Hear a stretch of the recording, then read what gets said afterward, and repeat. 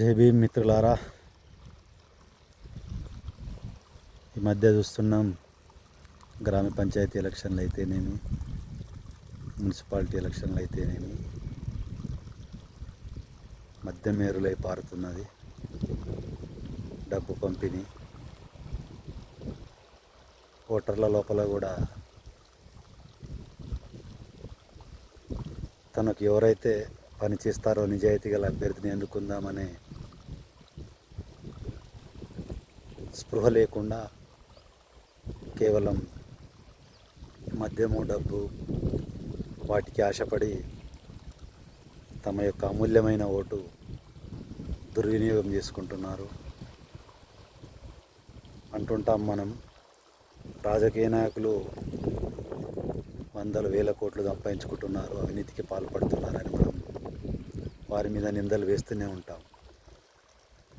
కానీ మనం ఒకటి ఆలోచన చేయాల్సింది ఏంటంటే, మనం వారికి పుట్టిగా ఓట్లు వేయలేని పరిస్థితి దాపరించింది ఈ రోజుల్లో.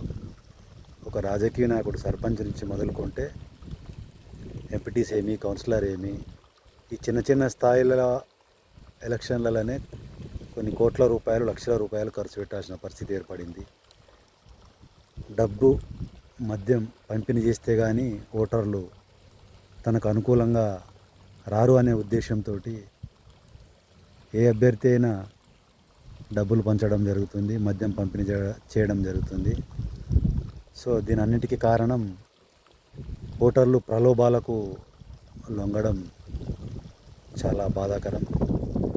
ఈ ఓటు హక్కు విషయానికి వస్తే డాక్టర్ అంబేద్కర్ గారు ఎంతో శ్రమపడి, పెద్ద పెద్ద నాయకులు గాంధీ, పటేల్ అయితేనేమి, నెహ్రూ అయితేనేమి, ఓటు హక్కు ఎవరికి ఉండాలనే అంశం వచ్చినప్పుడు రకరకాలైనటువంటి వాదనలు వచ్చిన సందర్భంలో వయోజనులందరికీ కుల, మత, ఆర్థికంగా ఉన్నా లేకున్నా ఓటు హక్కు అనేది అందరికీ సమానం ఉండాలి.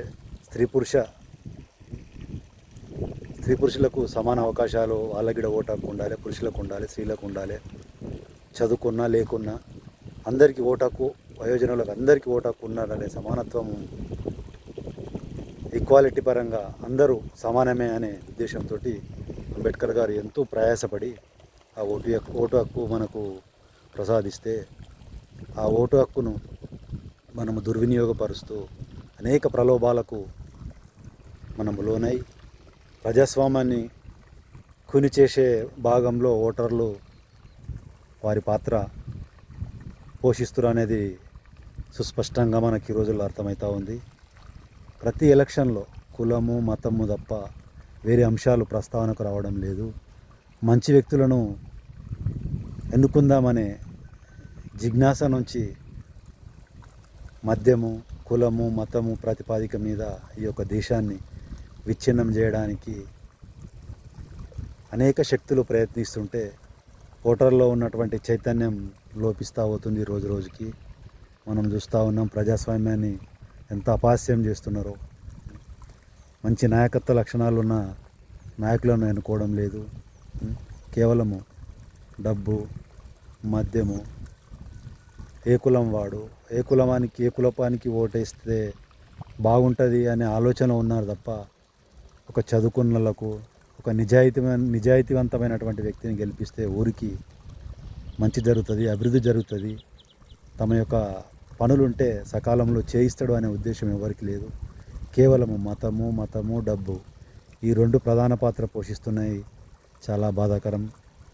ముఖ్యంగా యువత కూడా చెడు వ్యసనాలకు లోనై మద్యం మత్తులో సమాజానికి ఎంతో మేలు చేయాల్సిన యువత పక్కదారి పట్టే అవకాశాలు స్పష్టంగా కనిపిస్తున్నాయి. మరి ముఖ్యంగా గత ఎలక్షన్లో చూసినట్టయితే, సర్పంచ్ ఎలక్షన్లో చూసినట్టయితే ఎస్సీలు జనరల్ స్థానంలో నిలబడలేని పరిస్థితి ఇంకా మనకు దాపరిస్తూ ఉన్నది.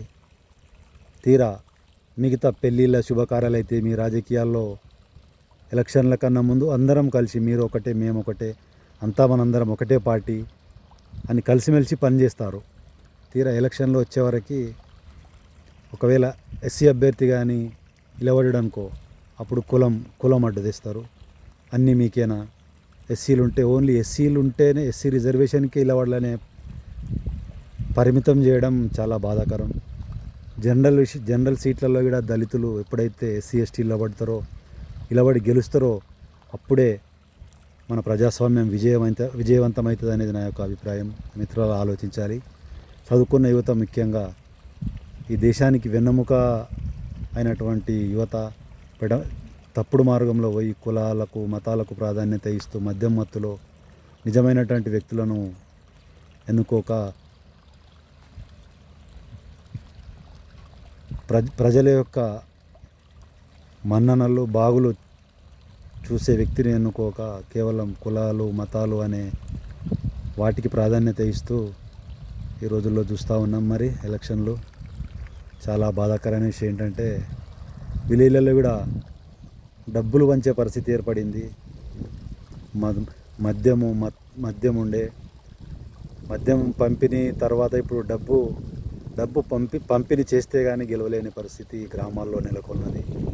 చిన్న సర్పంచి ఒక 700 ఓటర్లు గల గ్రామ పంచాయతీకి ఒక సర్పంచి పోటీ చేయాలంటే మినిమం తక్కువ 6 నుంచి 8 లక్షలు ఖర్చు పెట్టుకుంటే కానీ గెలవలేని పరిస్థితి.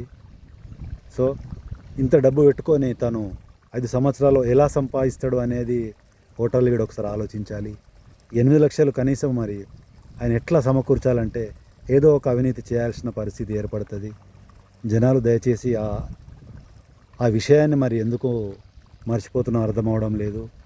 డబ్బులు ఓటుకు 2000 3000 డబ్బులు తీసుకునే పరిస్థితి గ్రామాల్లో కూడా ఈ దుస్థితి ఏర్పడింది. దయచేసి నేను ముఖ్యంగా ఓటర్లకు యువతకు రిక్వెస్ట్ చేస్తూ ఉన్నా, ఈ యొక్క ప్రజాస్వామ్యాన్ని మనం అపహాస్యం చేయకుండా మనకు అంబేద్కర్ గారు ఎంతో ప్రయాసపడి ఇచ్చినటువంటి ఓటుకు దాని యొక్క విలువను మనం తెలుసుకోలేకపోతున్నాము. దయచేసి మనం మారాల్సిన పరిస్థితి ఉంది. మారితే కానీ మనం ఈ యొక్క ప్రజాస్వామ్యాన్ని ఇన్ని రోజులు నిలబెట్టుకుంటూ వస్తూ ఉన్నాం. ఇక ముందు కూడా ఈ ప్రజాస్వామ్యము వర్ధిల్లాలంటే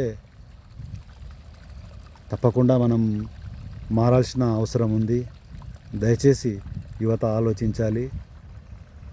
గ్రామానికి సంబంధించిన విషయాల్లో ఎవరైతే మరి మనకు నమ్మకంగా ఉంటారో వారికి గెలిపించే అవకాశం కల్పించాలని, యువత ముఖ్యంగా ఓటర్లు మారాలని విజ్ఞప్తి చేస్తున్నాను. జై భీమ్.